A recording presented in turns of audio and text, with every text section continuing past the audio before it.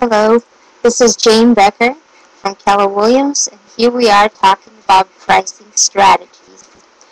Well, I know that every seller feels that their home is worth way more than all the buyers out there, and we come to a situation where a seller might consider putting the house in the market for more than what the market is telling the property is worth. You know, sometimes we have a situation where I like to say it's going to be either a beauty contest or a price war. If your house is the best one out there and is beautiful, certainly you can put it at the top of your price range. However, be aware that you're going to be competing with other homes in the area.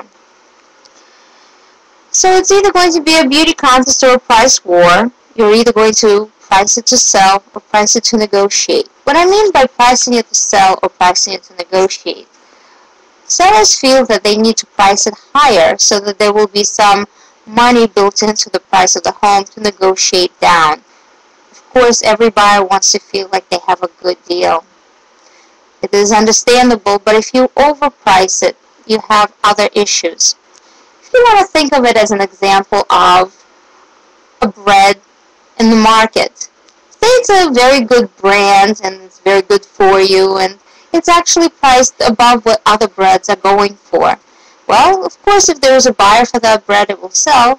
Most likely that there will be too many of those kind of breads and some of them will get older.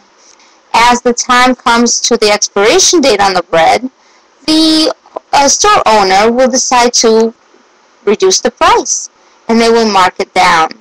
Now the price is more comparable to the loaves out there. However, you're looking at an older bread.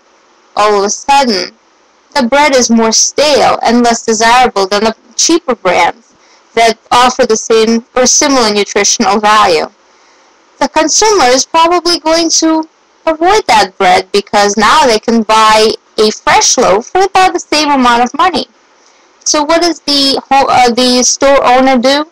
The store owner has to make a competitive price and reduce that price even more. Now, a better bread is worth much less because of the expiration date, and is much less in cost. Now, potentially, you will have a consumer who would be looking to buy that bread. Well, that means that the bread that is in best quality, because it's been sitting around for a while, is no longer worth as much as a not such a great brand. In any case, what that shows to us when we're selling our home is if we overprice our home in the beginning, we might be basically shooting ourselves in the foot, and we might be better off aggressively pricing it.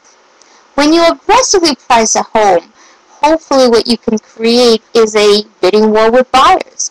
Many buyers will find value in that property because it is at value or even maybe a little bit below the value. So when you have a lot of buyers coming in, or even two, they will try to bid over each other to get that great value. What that means is you might be able to sell your home, or bread if you will, at a much better price. Good luck to you, and hopefully that helps.